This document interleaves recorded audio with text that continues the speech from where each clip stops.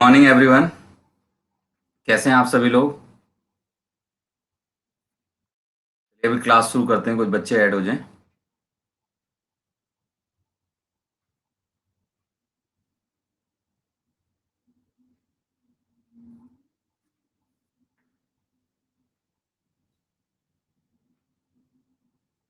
संतोष Kumar good morning, Poonam Kushwaha good morning, Pooja Tyagi good morning, Ajit Kumar good morning, Indivar Verma good morning, Rishabh Tiwari good morning,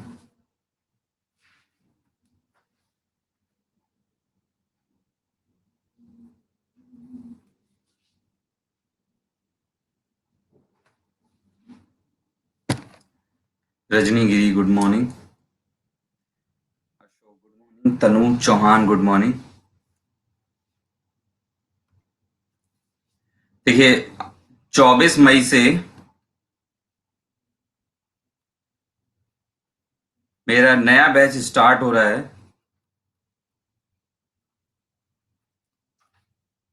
Poonam Saini good morning, Satyendra Dixit good morning, Nilesh Kumar good morning.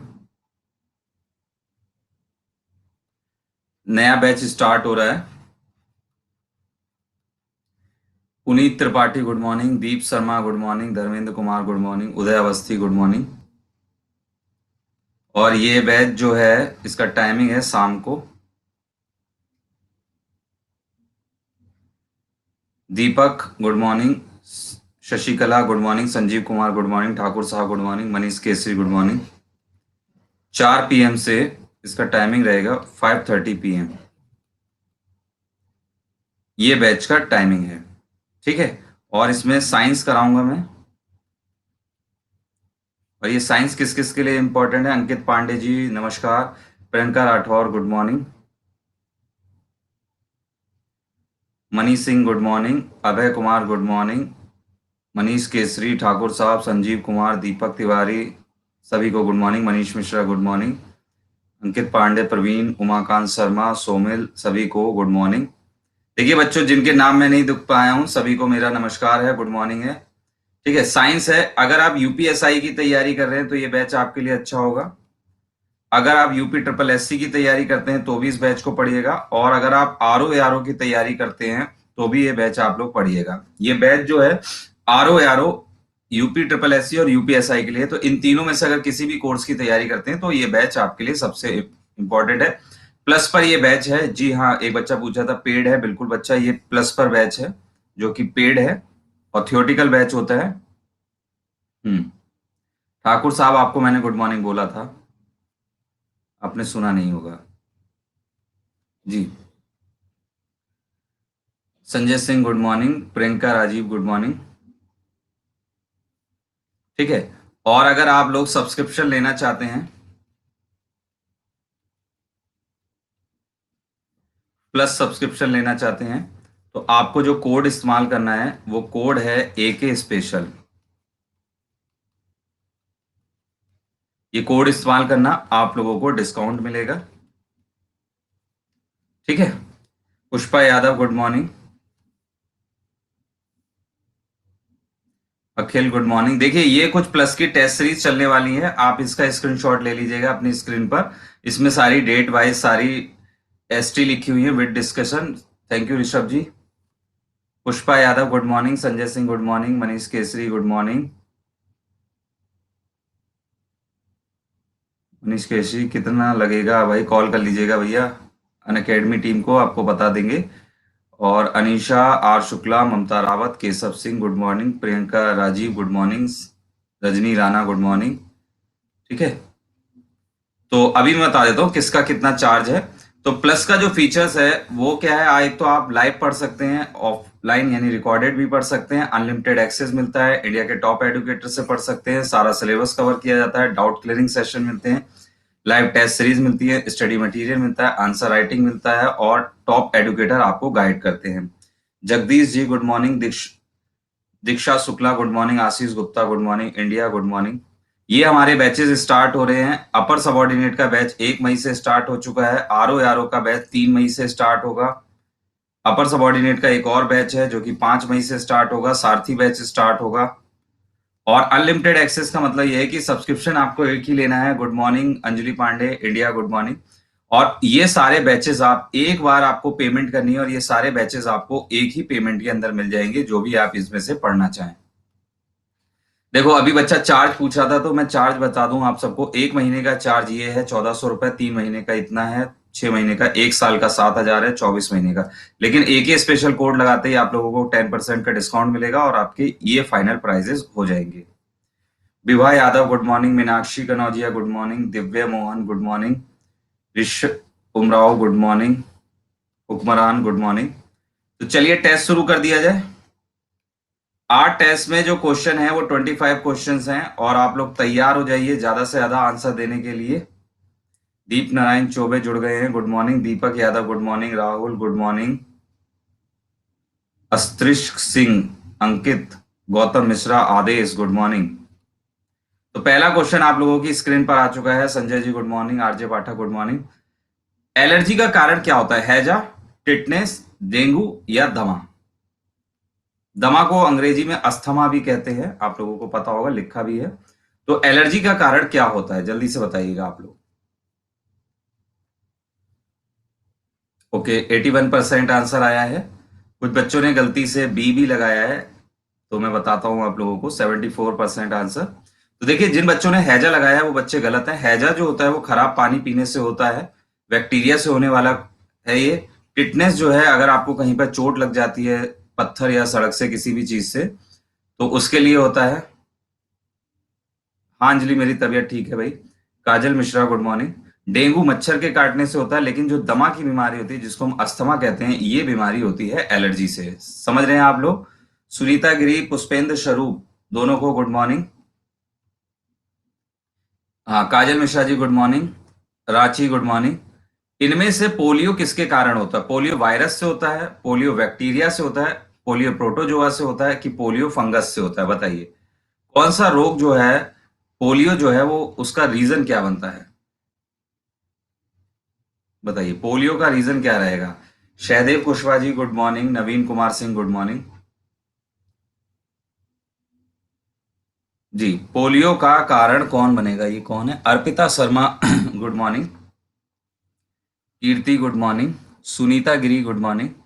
जी, तो भैया ये virus बनता है। Polio किसके कारण होता है? पोलियो वायरस के कारण होता है। और इसके वायरस का नाम क्या है, मुझे जरा बताइए, किस वायरस की वजह से होता है? पोलियो के वायरस का नाम जो है वो इसी के नाम से बना हुआ है, पोलियो वायरस। तो याद करने में बहुत आसानी रहेगी। पोलियो के वायरस जो है, पोलियो के वायरस से ही रहता है। किससे फैलता है ये बताइए, किससे फैलता है? अंजलि जी सब ठीक है भाई, अब आप पढ़ाई पर ध्यान दीजिए। हाँ, दूषित पानी पीने से या दूषित खाना खाने से बच्चों को हो जाता है। कुपोषण की वजह से नहीं होता है, दूषित खाना खाने की वजह से होता है, संजय सिंह। तो चलिए अब हम चलते हैं अगले क्वेश्चन पर। अगला क्वेश्चन है हमारा, देखिए जितने बच्चे हमारे साथ जुड़ गए हैं और जिनकी कमेंट मैं नहीं देख पाया हूं, सभी को मेरा नमस्कार है, गुड मॉर्निंग है। ठीक है, Mohit Kumar good morning, Prince Sharma good morning. तो इनमें से जैन तीर्थंकर पार्श्वनाथ का प्रतीक कौन सा है? बताइए, which of the following is the symbol of Jain तीर्थंकर पार्श्वनाथ? पार्श्वनाथ का कौन सा था? बैल था, कमल था, सांप था, कि लॉयन शेर था? बताइए। बहुत अच्छा क्वेश्चन है। जैन समुदाय अगर आपने पढ़ा होगा तो आप इसका आंसर दे देंगे। Rajan Thakur good morning, Saurabh Kumar good morning, Bhatt Dharmishtha good morning, AK good morning. सिर्फ 31% ही इस क्वेश्चन का आंसर आया है, तो मैं आप लोगों को आज सही करता हूं इसमें कितना कितना गलत हुआ है सभी का। देखो, जैन धर्म की जो उत्पत्ति हुई थी वो 5वीं सदी ईसा पूर्व में हुई थी, आप लोग जानते हो। और जैन धर्म के संस्थापक का नाम कौन क्या था, आप मुझे बताइए। जैन धर्म के संस्थापक का नाम क्या था? ये तो आप लोगों को पक्का पता होगा, क्या नाम था इनके संस्थापक का? जल्दी से बताइए। जैन धर्म के संस्थापक का नाम, अजीत कुमार जी ऋषभ बता रहे हैं, वो गलत है जी। जो इनके 24 नंबर के तीर्थंकर थे, जिनका नाम था वर्धमान महावीर, मर्दवान महावीर, इन्होंने इसका जैन धर्म का संस्थापना की थी 539 से 467 ईसा पूर्व तक ये रहे थे। ठीक है, और अगर मैं पूछूं कि इनके पहले तीर्थंकर कौन थे, तो वो ऋषभनाथ थे। जो बच्चे ऋषभ आंसर लगा रहे हैं, मैं उनको बता दूं, पहले तीर्थंकर जो थे ऋषभ थे। ठीक है। अच्छा, इनके 5 वचन कौन कौन से थे, जल्दी से बताइए। वो तीर्थंकर थे। मैंने यहाँ पर संस्थापक पूछा था, आप क्वेश्चन ठीक से सुनिए। चलिए, आप जैन धर्म के 5 वचन बताइए कौन कौन से थे, जल्दी से कमेंट करके बताइए। देखते हैं जैन धर्म पे नॉलेज बच्चे कैसे ले रहे हैं, और अगर नहीं है तो कोई बात नहीं, मैं आप लोगों को आज जैन धर्म के बारे में बहुत सारे फैक्ट बताने वाला हूं जो एग्जाम में डायरेक्ट पूछे जाते हैं। इनके 5 वचन बताइए। अनुराग ओमर, गुड मॉर्निंग। 5 वचन बताइए जल्दी से। पहला था अहिंसा। अच्छा, मैं बोल देता हूं, आप लोग सुन जाइएगा। दूसरा था सत्य। तीसरा बताइए क्या था। तीसरा था असत्य। और चौथा था ब्रह्मचर्य। ब्रह्मचर्य। और लास्ट बताइए क्या था। पांचवा बताइए क्या था। अपिग्रह। अपरिग्रह, ये था। ठीक है। आप कुछ बच्चों ने, मैंने यहां पर देखा कि आंसर जो लगाया है थोड़ा सा गलत लगाया है। बच्चों ने बैल आंसर लगाया, तो बच्चों बैल जो प्रतीक था ना, वो ऋषभनाथ जी का था। बैल किसका प्रतीक था? ऋषभनाथ जी का प्रतीक था। जो पहले तीर्थंकर थे उनका प्रतीक था बैल। ठीक है। अच्छा, दूसरे नंबर के तीर्थंकर कौन थे, जरा मुझे बता दीजिए कमेंट करके। दूसरे नंबर के, दूसरे नंबर के सिंह जो था वो महावीर का था। सिंह जो था वो महावीर का था, जो कि 24वें नंबर पे थे। 24वें नंबर पे थे। 24वें, ये पहले नंबर पे थे। ये पहले नंबर पे थे। सांप जो था वो पार्श्वनाथ का था। पार्श्वनाथ का था, जो कि 23 नंबर पे थे। ये 23वें थे। ये क्या थे? ये 23वें थे। ठीक है। और कमल किसका था, जल्दी से बताइए। कमल, कमल, कमल बता देंगे तो और क्लियर हो जाएगा। कमल किसका था? हाँ, दूसरे नंबर के अजीनाथ थे, बिल्कुल सही बताया आज। हाँ, तो कमल किसका था? कमल था, कमल जो है महिलनाथ, आप गलत बता रहे हैं। महिलनाथ का नहीं था कमल। बताइए कमल किसका था? महिपाल बता रहे हैं। नहीं जी, आप लोग गलत बता रहे हैं। कमल जो था वो था नेमिनाथ का। नेमिनाथ का था। ठीक है। चलिए नेक्स्ट क्वेश्चन पर चलते हैं। बहुत सारी चीजें आप लोगों ने यहाँ पर जानी आज। Amit Yadav, good morning.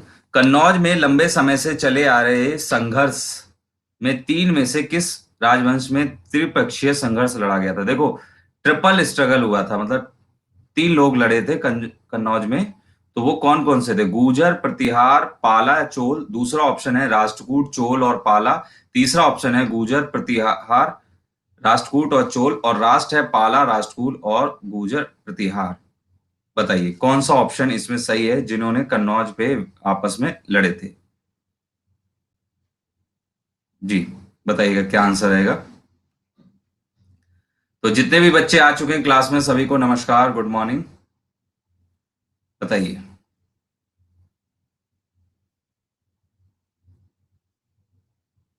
तो चलिए मैं आप लोगों को बता देता हूं, आप लोगों को इस पे बहुत कंफ्यूजन थी। तो कन्नौज में जो लड़ाई हुई थी, बंगाल की तरफ से लड़े थे पाला। ये बंगाल से थे।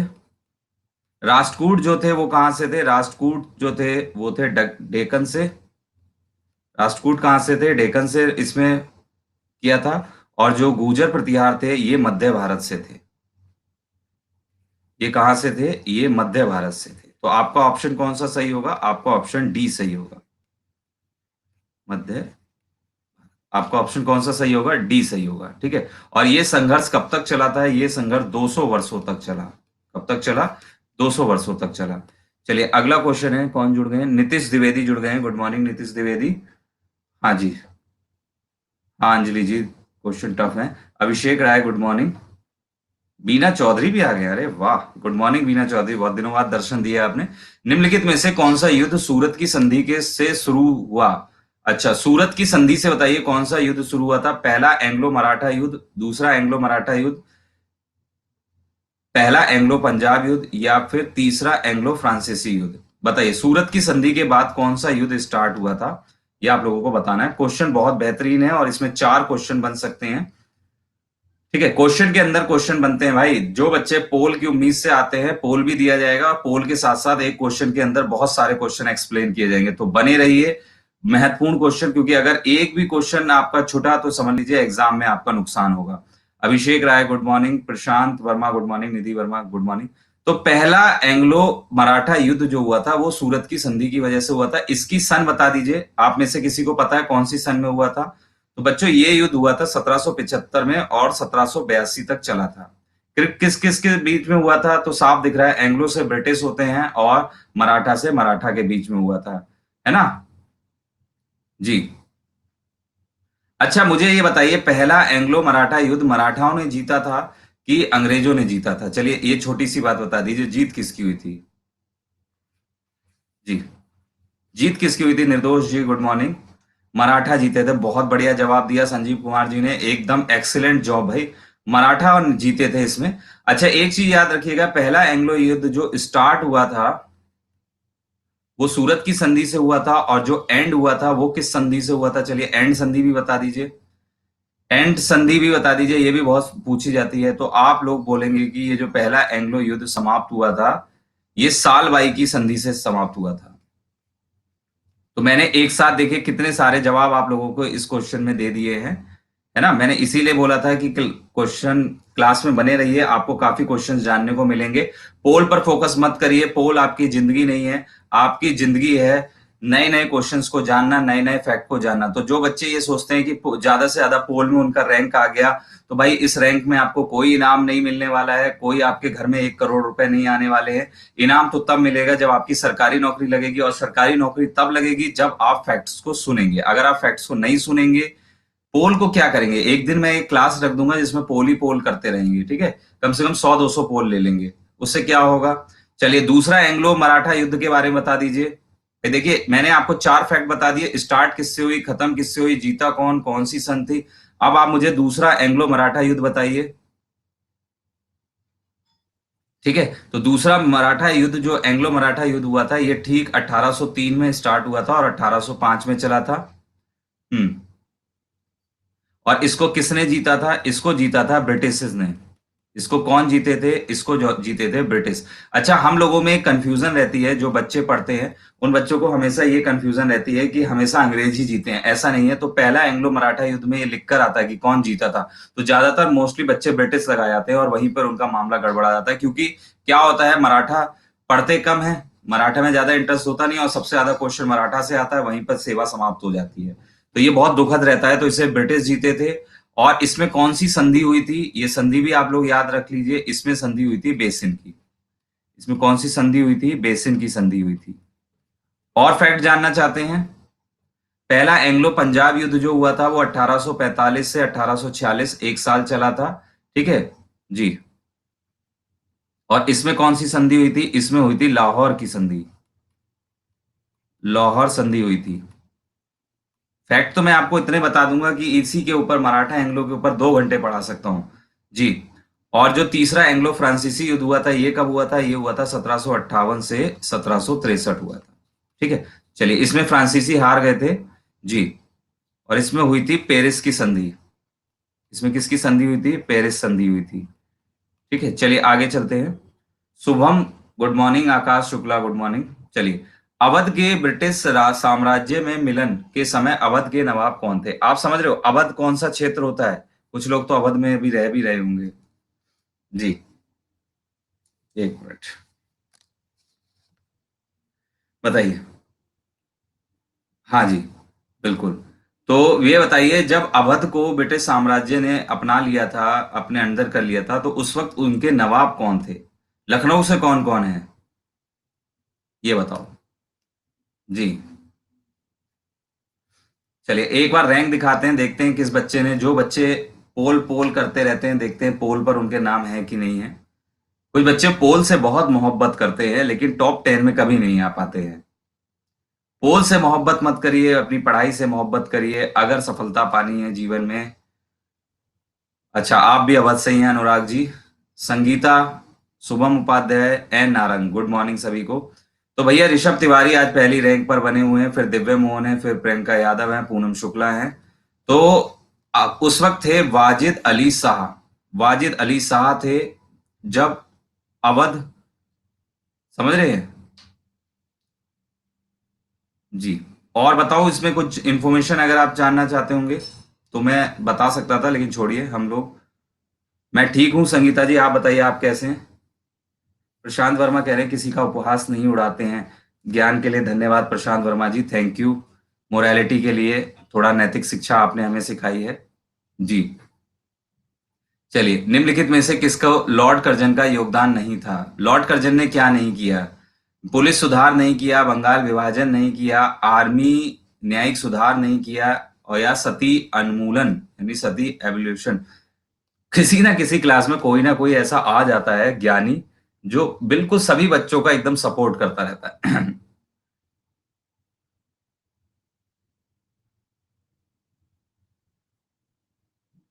ये कह रहे हैं यहाँ पर दो मोबाइल लेकर टॉप में आ जाते हैं। हाँ भाई, ये तो बात आपने बिल्कुल सही बोली।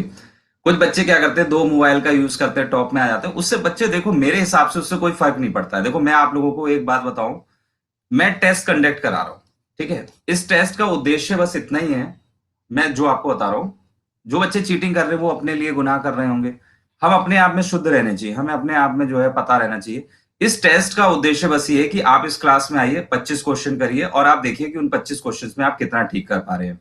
अगर आपके क्वेश्चन हिस्ट्री में गलत हो रहे हैं तो इसका मतलब हिस्ट्री का रिवीजन शुरू कर दीजिए। आता सबको है, यहाँ जुड़े हुए हर बच्चे को सब कुछ आता है। मान लीजिए आपके साइंस के क्वेश्चन गलत हो रहे हैं तो आप साइंस में अपना रिवीजन। तो ये सिर्फ अपनी सेल्फ एवेल्युएशन के लिए, अपने आप को जांचने के लिए टेस्ट है। इसमें कोई भी ट्रॉफी नहीं मिलेगी, कोई इनाम नहीं मिलेगा।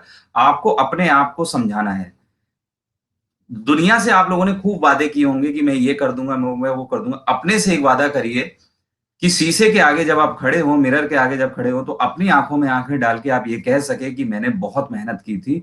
सिलेक्शन हो या ना हो, मैंने बहुत मेहनत की थी जी।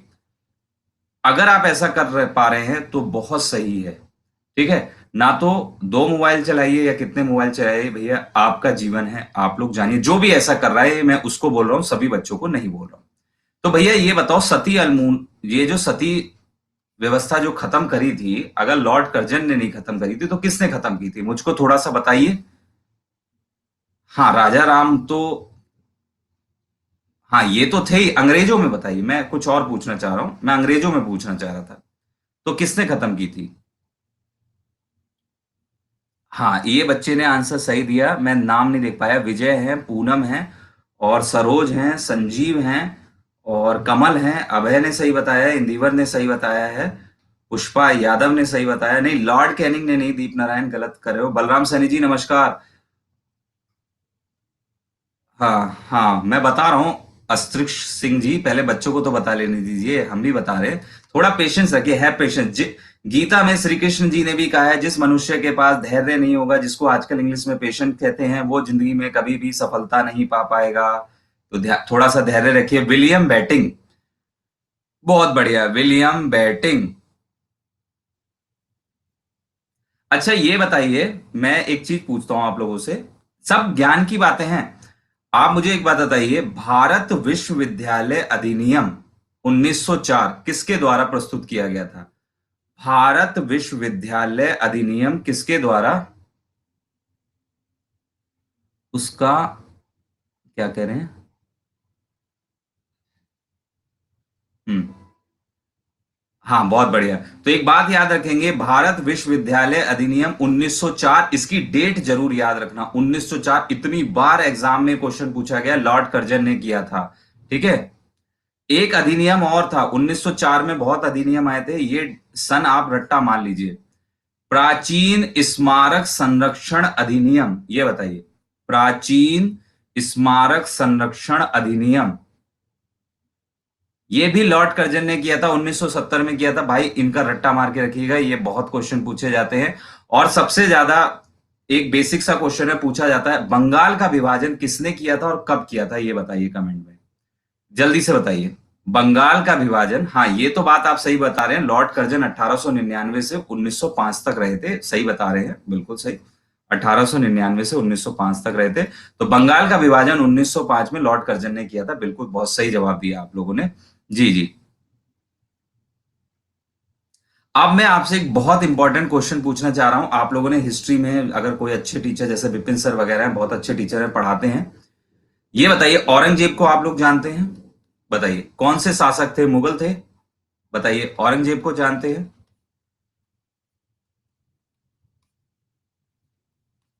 तो अगर आपसे पूछा जाए ब्रिटिश भारत का औरंगजेब कौन है, तो आप क्या आंसर लगा के आएंगे? ये अगर पूछा जाए आज के टाइम में हमें ब्रिटिश भारत का औरंगजेब अगर हम बोलेंगे तो आप क्या बोलेंगे?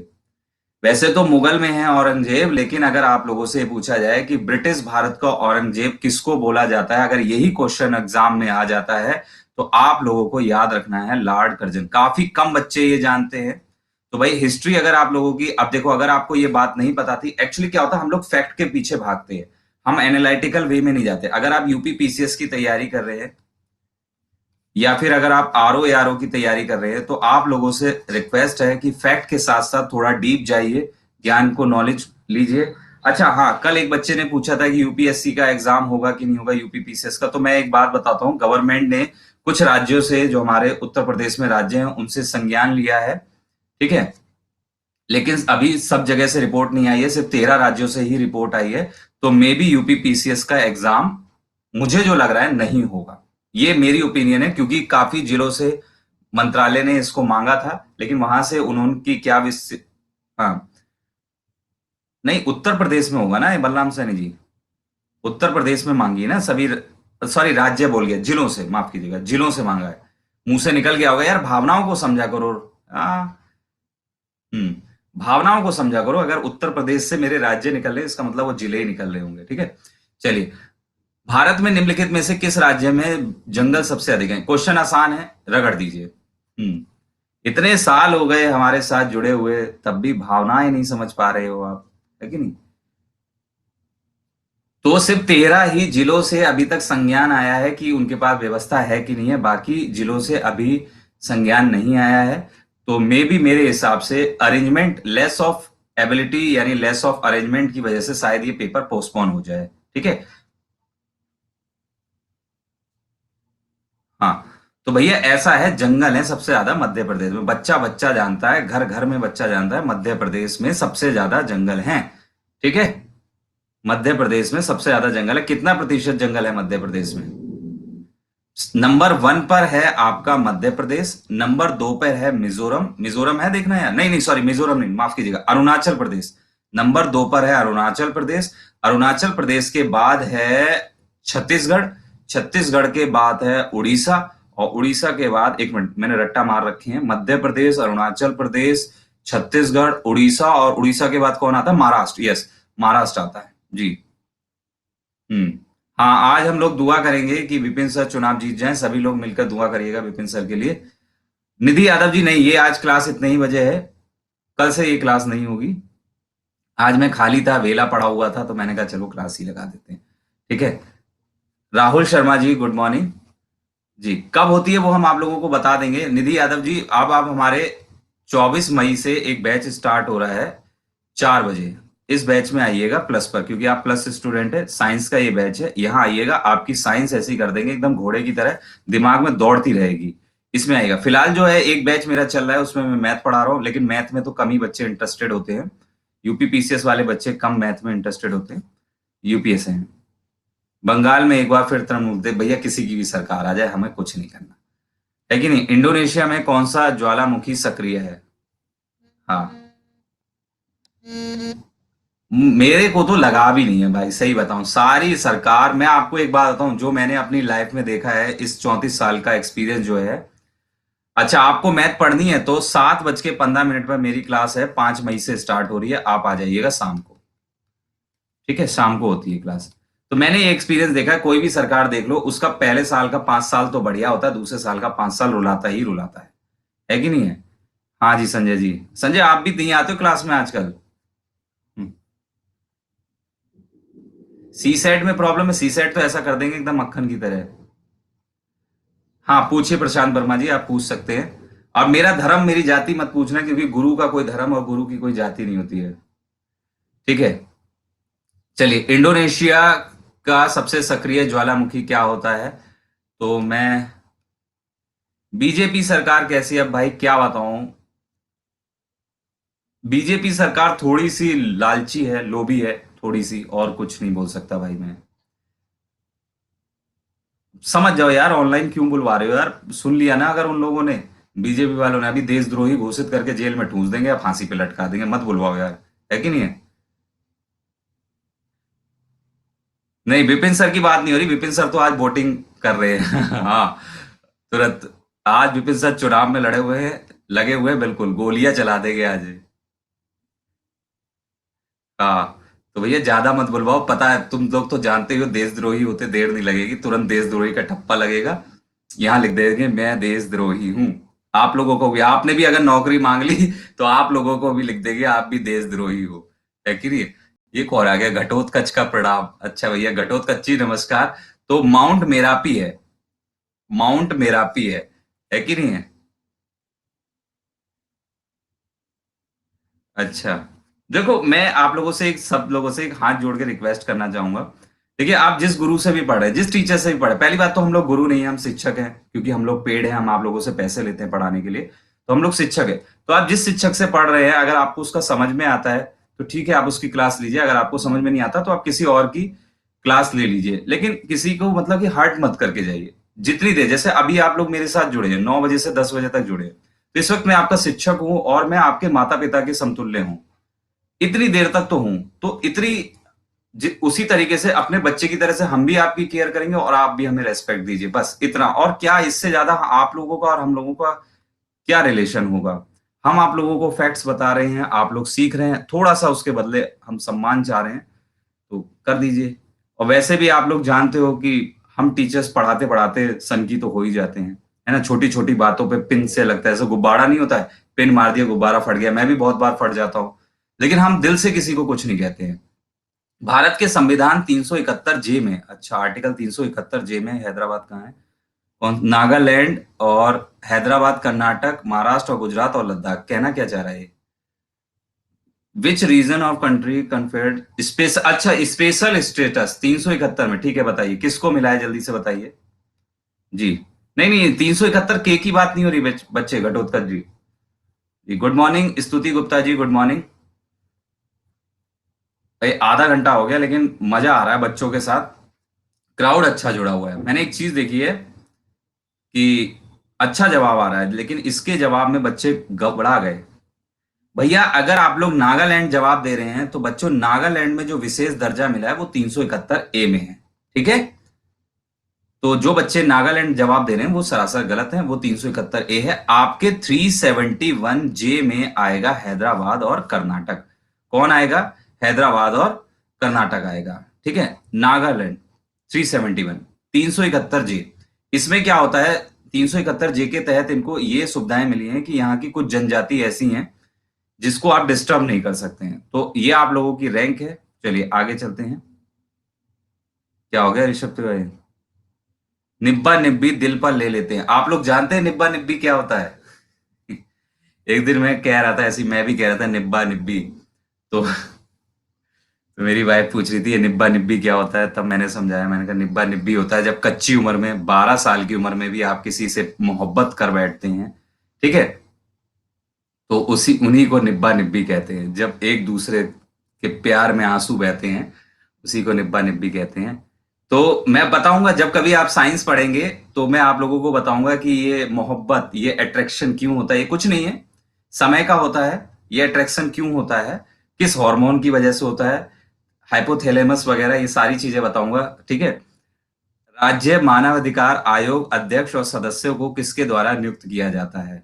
अगर मान लीजिए किसी को किसी से बहुत ज्यादा प्रेम है, तो मैं कुछ हार्मोन्स आप लोगों को बताऊंगा, हाइपोथैलेमस में उसको कम कर दीजिएगा, मोहब्बत खत्म हो जाएगी। जी। तो राज्य मानवाधिकार आयोग का अध्यक्ष और सदस्य किसके द्वारा चुने जाते हैं? अरे कोई भी बता देगा, बच्चा बच्चा पटक देगा इस क्वेश्चन को। है कि नहीं है? तो वो हॉर्मोन्स का सीक्रेशन जैसे कम हो जाएगा, प्रेम भी छूमंतर हो जाएगा। हाँ जी, प्रेम भ्रम सब कुछ अट्रैक्शन है, लेकिन फिर भी करना चाहिए, मेरे हिसाब से करना चाहिए। वो जवानी क्या है जिसकी कहानी ना हो, थोड़ा बहुत चलता है, कर लेना चाहिए। जी। थोड़ा बहुत कर लेना चाहिए, कोई बात नहीं, कोई बुराई नहीं है, लेकिन अपनी पढ़ाई नहीं डिस्टर्ब होनी चाहिए। जो भी कर रहे हो कर लो, लेकिन अपनी पढ़ाई, अपने उद्देश्य को डिस्टर्ब मत करो।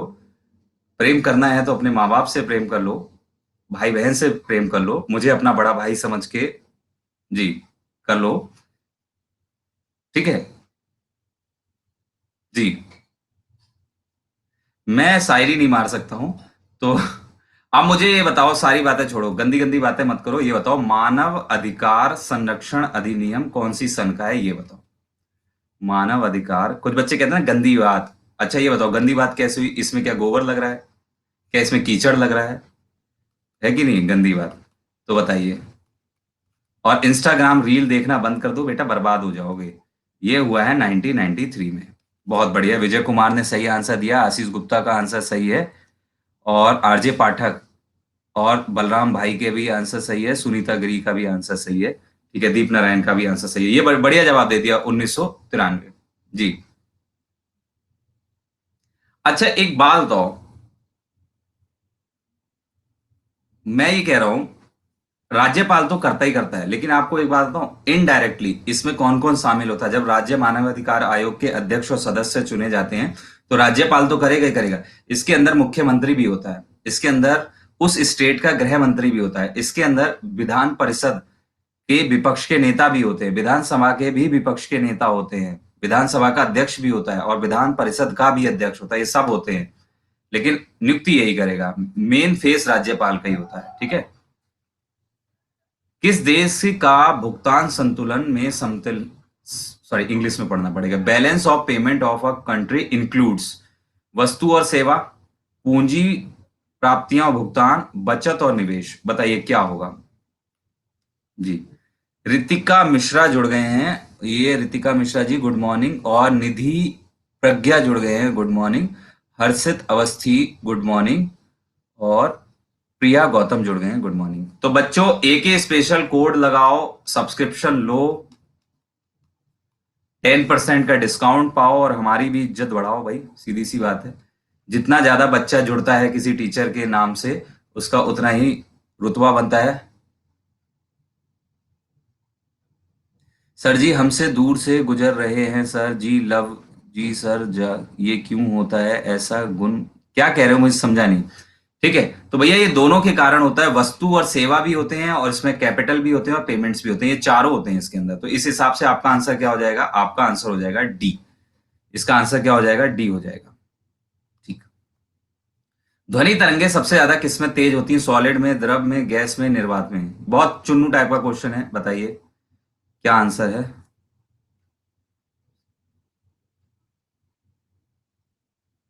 अच्छा आरजे पाठक कह रहे हैं एक लड़की जो है उनके दिल से दूर गुजर रही है। अच्छा। हाँ बिल्कुल, घटोत्कच कक्ष जी अच्छा पढ़ाते हैं सर। ठीक है, बिल्कुल अच्छा पढ़ाते हैं। मैं तो ये बोल रहा हूं आप लोगों से, जहां से नॉलेज मिले और सीखने को मिले आप उनसे पढ़ लीजिए। ये मत देखिए कि इसकी क्लास में 2000 बच्चे हैं, इसकी क्लास में 20,000 बच्चे हैं। अपना दिमाग देखिए, ये जो दिमाग दिया है भगवान ने, ये जज करने के लिए बहुत है। क्या आप ये चीज देख के जज, लेकिन मैं ये कह रहा हूं कि वो बहुत अच्छा पढ़ाते हैं, आपको जाना चाहिए उनकी क्लास में। किसी की क्लास में 2000 बच्चे हैं, किसी की क्लास में 20 बच्चे हैं, तो क्या यहाँ पर 20 वाला ठीक नहीं पढ़ा सकता? बिल्कुल पढ़ा सकता है। तो आजकल का ये ट्रेंड हो गया है कि जहां भीड़ होगी वहीं जाके घुस जाएंगे, अपना दिमाग नहीं लगाएंगे। उन्हें लगता है कि यहाँ लाख बच्चे देख रहे हैं तो इसका मतलब कुछ अच्छा होगा। अरे रुको, 15 मिनट रुको, पढ़ो और देखो कि दिमाग में बैठ रहा है। पढ़ाते तो सब अच्छे हैं, सब अच्छा पढ़ाते हैं, कोई टीचर बेकार नहीं पढ़ाता है कि नहीं है? लेकिन ये देखो कि क्या आपके दिमाग में बैठ रहा है, तो यस ओके करो, उसके साथ पढ़ते रहो, नो तो दूसरा ट्राई करो बस। चलिए जी। सॉलिड। अनुराग उमर कह रहे हैं कंट्रोल करते हैं, इग्नोर करते हैं, मैसेज आ जाते हैं। अच्छा आपकी महिला मित्र की बात कर रहे हैं आप, ठोस में। अच्छा ये बताइए, जो साउंड है वो कहाँ नहीं चल सकता है? हम्म। अच्छा बहुत बढ़िया, ऋषभ का वैक्यूम है, निर्वात है, इंडिया, अभय, कमल बिल्कुल सही, ज्योति बिल्कुल सही, अनुराग एक्सीलेंट, दीक्षा, आरजे पाठक, विजय, निधि, ऋषभ, अर्पिता बिल्कुल सही, इंदिवर, प्रियंका यादव, अजीत कुमार बिल्कुल सही, वैक्यूम में नहीं चल सकता। बहुत बढ़िया पकड़े हो। रीजन? रीजन बता दो। Because sound travel in medium. क्योंकि ये एक यांत्रिक यानी मैकेनिकल वेव है और इसको मीडियम की आवश्यकता होती है। देखो क्या होता है, ये कंपन से बनती है। साउंड किससे बनता है? छोप से। जैसे देखो कोई सॉलिड है तो उसके कण कितने करीब करीब होते हैं, देखिए कितने करीब होते हैं। उसके जो पार्टिकल्स होते हैं वो कितने करीब होते हैं। अब जैसी साउंड हुआ तो झुन झुन झुन झुन झुन, ये सभी में क्या कर देंगे, ढन ढन ढन ढन ढन टकरा के क्या करेंगे, विक्षोभ उत्पन्न करेंगे, और वही विक्षोभ क्या करेगा, साउंड उत्पन्न करेगा। आ रही है बात समझ में? जबकि देखिए तरल में ये थोड़ा दूर दूर होते हैं, फ्लूइड में ये दूर दूर होते हैं, और गैस में तो ये बहुत ज्यादा दूर होते हैं। मान लीजिए अगर कोई गैस है, एक यहाँ है, एक यहाँ है, एक यहाँ है, और निर्वात में ये होते ही नहीं है। हम्म। तोष में साउंड की चाल। तोष मतलब, तोष क्या होता है? ठोस। अच्छा ठोस लिख रहे हो, अच्छा ठोस में। भाई वो तो डिपेंड करता है कि कौन सा ठोस है, सॉलिड है। ठीक है।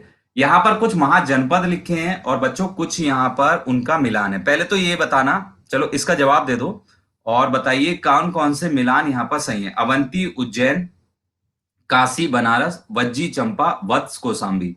तो पहले तो इसका जवाब दो, एक दो चार तीन। तो बताइए कौन सा सही है, और फिर मुझे जवाब देना कि टोटल कितने आ, महाजनपद हैं और कौन कौन से आप लोगों को याद है। बाबुल। अच्छा आप लोग न्यूज देख रहे होंगे। आज तो मेरे दर्द हो रहा है यहाँ पर हार्ट में, क्या हो रहा है, दर्द क्यों हो रहा है? कोलेस्ट्रॉल तो मेरा बिल्कुल ठीक है, मैंने चेक कराया था, लेकिन फिर भी दर्द हो रहा है हार्ट में। 16 महाजनपद है, चलो ये अच्छी बात बताई सभी बच्चों ने, गुड। अवंती उज्जैन बिल्कुल ठीक है, काशी बनारस भी बिल्कुल ठीक है, बत्स कौसाम्बी भी ठीक है। दीदी खेला कर रही हैं।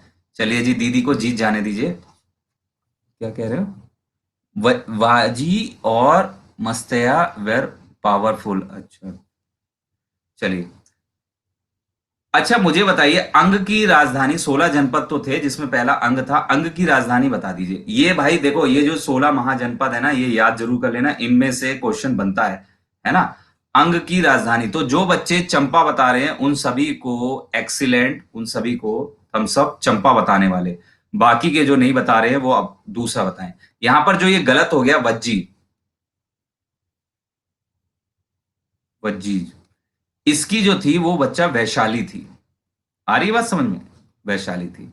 लास्ट जनपद जो था वो मगध था। लास्ट जो था वो था मगध। मगध की कौन सी थी, जो कि अभी पाटलिपुत्र भी बोल सकते हैं आप उसको, पहले राजगीर थी और बाद में क्या हो गई, बाद में हो गई पाटलिपुत्र। तो क्योंकि ये चेंज हुई है तो बहुत पूछा जाता है इसके बारे में। पहला लास्ट का जरूर याद रखिएगा, और जिसमें कोई चेंज हुए हैं वो भी याद रखना। अब मुझे बताइए, एक महाजनपद था सुरसेना, इसकी राजधानी बताइए। सुरसेना पूछा गया एग्जाम में है, इसकी राजधानी बताइए तो मैं मान जाऊं। बहुत बढ़िया उदय जी, बिल्कुल मजा आ गया। उदय, ज्योति, अर्पिता, वंदिता, आशीष, सुनीता, ऋषभ, दीक्षा, बहुत बढ़िया, बहुत बढ़िया। मथुरा जवाब देने वाले, इसका मतलब तैयारी बहुत सही चल रही है, ऐसे ही लगे रहो मेरे लाल, नौकरी आपके कदमों में होगी। आरजे पाठक, मीनाक्षी, अजीत, अभय, निधि, बहुत बढ़िया, अनुराग। ठीक है। चीनी बौद्ध यात्री जुआन जैंग, ये किसके दरबार में आया था? जुआन जैंग, चंद्रगुप्त मौर्य, द्वितीय हर्षवर्धन, समुद्रगुप्त। ठीक है, बताइए क्या कह रहे हैं? बच्चे क्या कह रहे हैं? सर जी साइंस के क्वेश्चन ज्यादा लाओ, हिस्ट्री विपिन सर से पढ़ लेते हैं। भैया विपिन सर और हमारा कुछ नहीं बटा है बच्चे, ये सारे क्वेश्चन भी विपिन सर के ही दिए हुए हैं। समझ लीजिए विपिन सर ही हैं आप लोगों के आगे। जी, जी। तो ठीक है। तो चंद्रगुप्त मौर्य, कैसी बात करते हैं, चंद्रगुप्त मौर्य के टाइम में है मेगस्थनीज। ऐसा नाराजगी मत रखो भाई, हमसे भी पढ़ लो यार, यूपीएससी की तैयारी तो हमने भी की थी थोड़ी सी। चंद्रगुप्त द्वितीय। जी। तो ये आपका हर्षवर्धन हो गया। हर्षवर्धन के टाइम में आया था जुआन जैंग। जुआन जैंग। जायदा, क्लास बस खत्म होने वाली है 10 बजे तक। 1 मिनट इस लड़के का नाम देखे जो ये कह रहा है, कौन है कौन है कौन है कौन है। विपिन सर से इसकी शिकायत करूंगा, रुको रुको। कौन है वो लड़का, 1 मिनट रुको।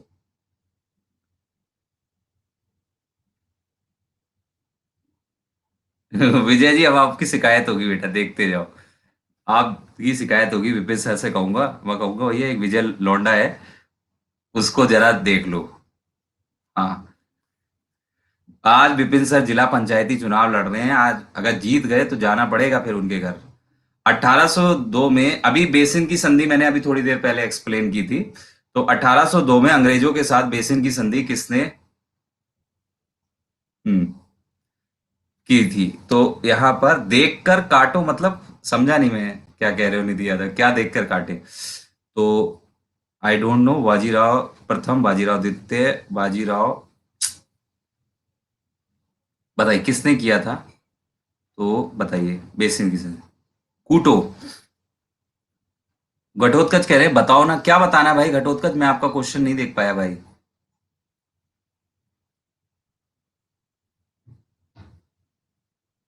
सर एक और आया था हर्ष के टाइम में। हाँ बिल्कुल, बहुत सारे लोग आए होंगे।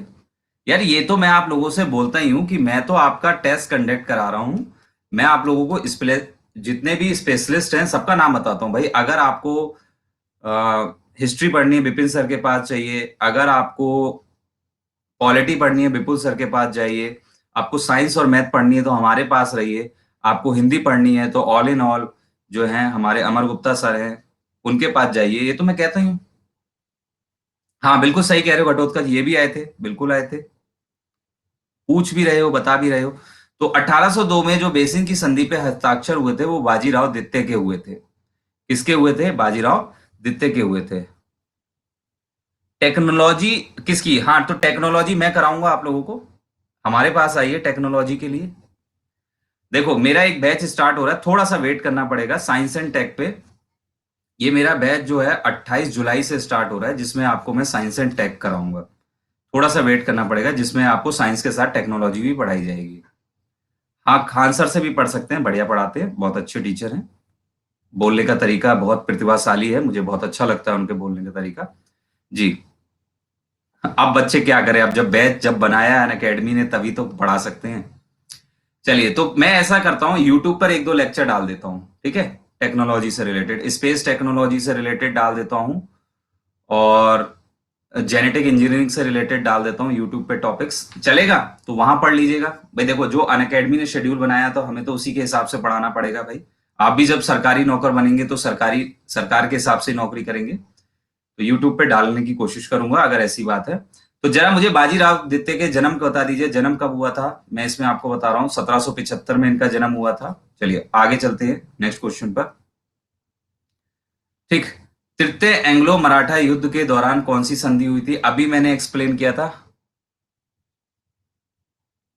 हाँ मैं बात करता हूँ, विपिन सर से बात करता हूँ। भैया विपिन सर आजकल बात कहाँ कर रहे हैं, नेता बन गए भैया आजकल जो है। हाँ जी। तीसरा एंग्लो मराठा युद्ध किस संधि पर हस्ताक्षर हुए थे? 1748 नहीं, 1817 में हुआ था। वो तो कर्नाटक वाला युद्ध था। चलिए बताइए, इसका आंसर होगा सालवाई नहीं, वो पहले में था। सी, बताइए।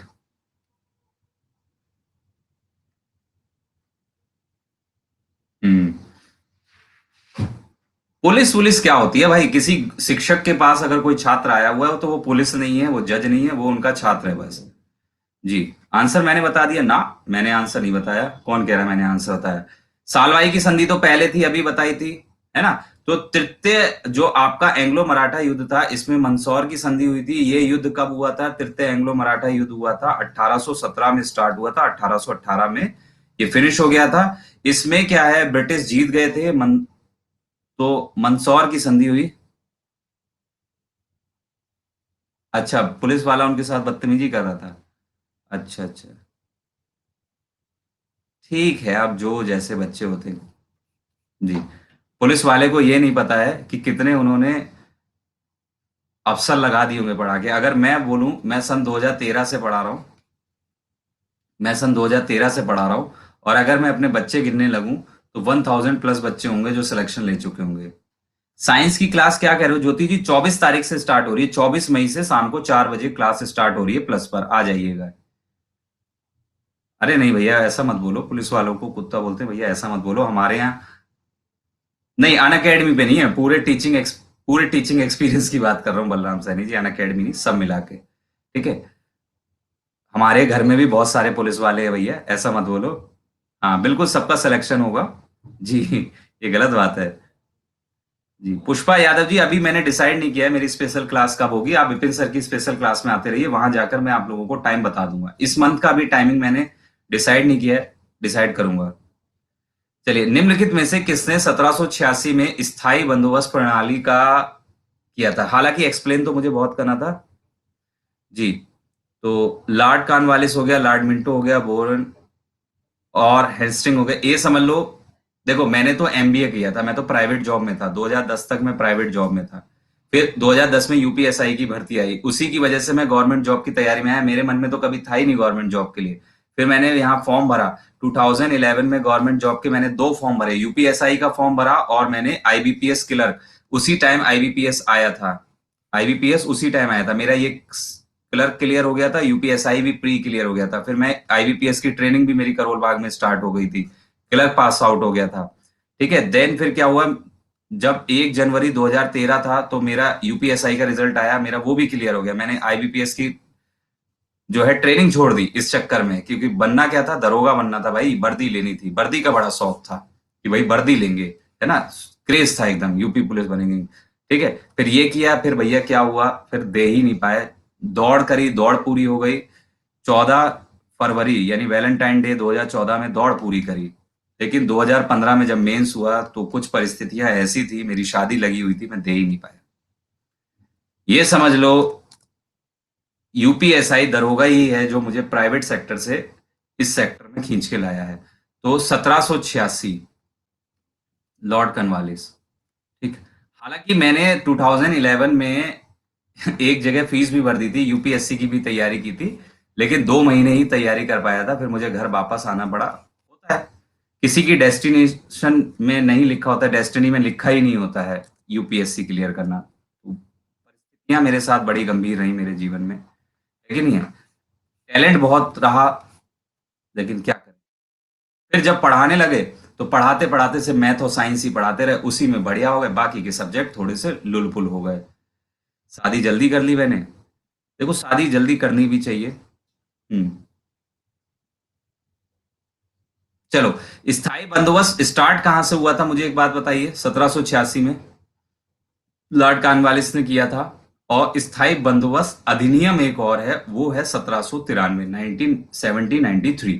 ठीक है, बिल्कुल वेस्ट बंगाल से स्टार्ट हुआ था। चिपको आंदोलन की अवधारणा कहां से आई है? राजस्थान, असम, ये सी लिखा रहना चाहिए, हिंदी में लिख दिया इन्होंने कम वक्तों ने। अरुणाचल प्रदेश या मिजोरम, ये तो कोई भी बता देगा। चिपको आंदोलन कहां से आया है? हम्म, मतलब दीदी छा गई। रुक जाओ बेटा, अभी हम ईवीएम को हैक करेंगे, अभी हम ईवीएम को हैक करेंगे और देखना फिर क्या होगा। हाँ, चिपको आंदोलन।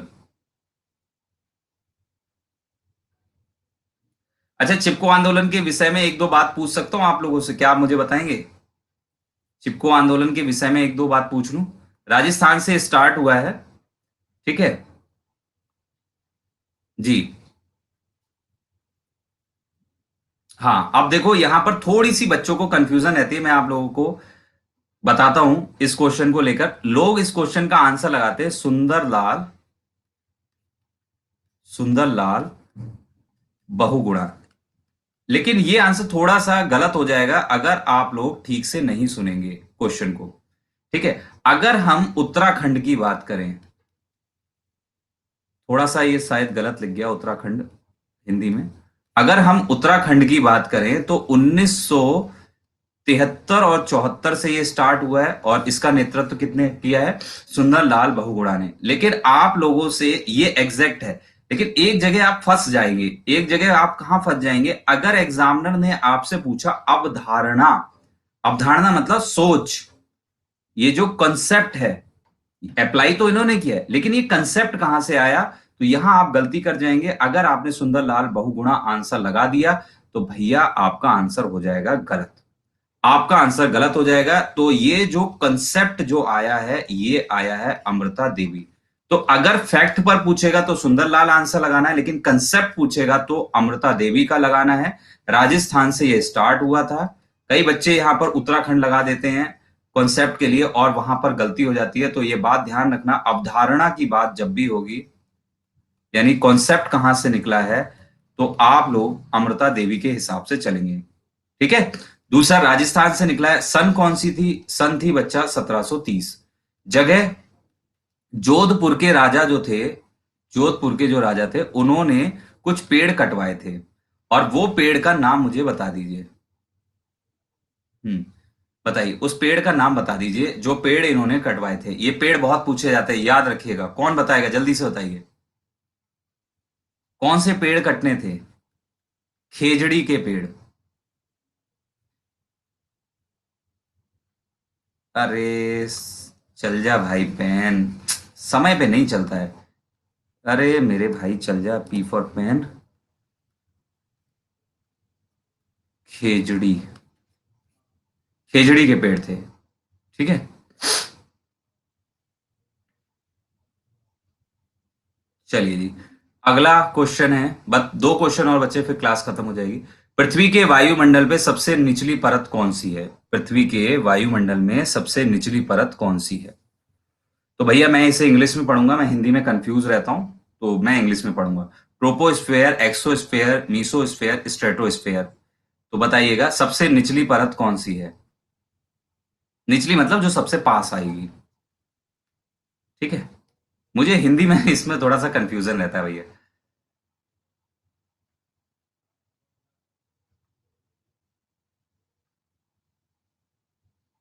81% answer. Good good good good good good, बहुत बढ़िया बात। चलिए कोई नहीं। तो ये है आपकी ट्रोपोस्फेयर। हाथ तंग है हिंदी में? नहीं नहीं, हाथ तंग नहीं है, कुछ चीजें हो जाती हैं, एकदम मिसमैच हो जाती हैं। हाँ। चलिए अब देखो मैं बताता हूं, ये आपकी अर्थ हो गई। देखो ये आप लोगों की क्या है, अर्थ है। तो सबसे पहले तो बच्चों आपकी आ जाएगी ट्रोपोस्फियर। थोड़ा थोड़ा लिख दूं, ट्रोपो। उसके बाद क्या आ जाएगी आपकी? स्ट्रेटो। फिर बताइए स्ट्रेटो के ऊपर कौन सी आएगी? जल्दी से मुझे सपोर्ट करिए भाई। ये वाली आ जाएगी, ये वाली, मीसो। है तो थोड़ा थोड़ा सा स्पेलिंग लिख देता हूं ताकि आप लोग समझ जाइए। मीसो। मीसो के बाद कौन सी आ जाएगी? मीसो के बाद कौन सी आएगी? जल्दी से बताइए। बाहिर। बाहिर क्या मतलब?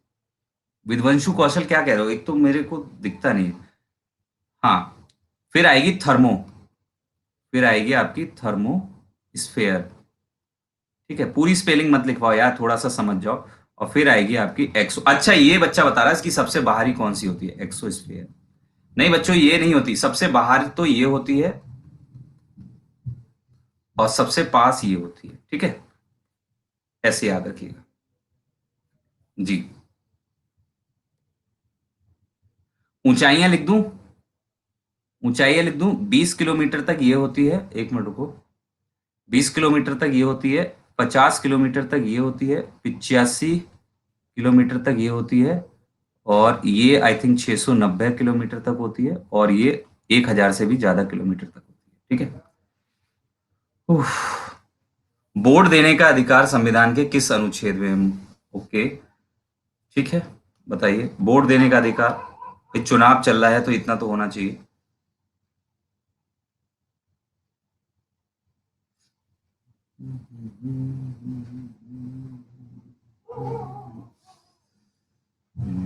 बस खत्म, दो क्वेश्चन और बचे हैं, खत्म क्लास। वोट देने का अधिकार जो है वो आर्टिकल 326 में आता है। इसमें आता है आर्टिकल 326 में।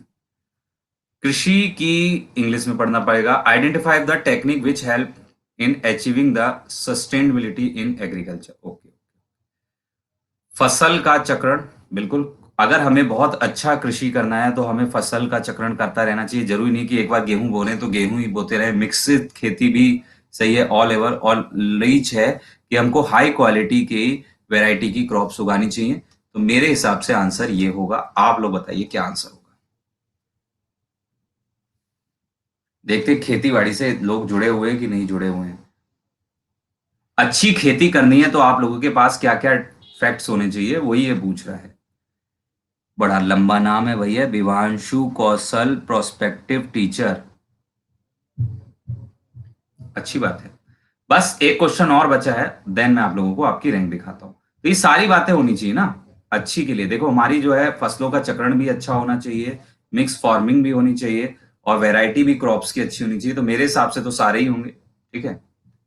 भारी जल का आणविक भार कितना है? आज का ये आखिरी है। भारी जल बोले तो D2O। इसका आपको मॉलिक्यूलर वेट बताना है, तो बता दो फिर वेट किस बात का है। आज का आखिरी क्वेश्चन, फिर हम आप लोगों को आपकी रैंक दिखाएंगे।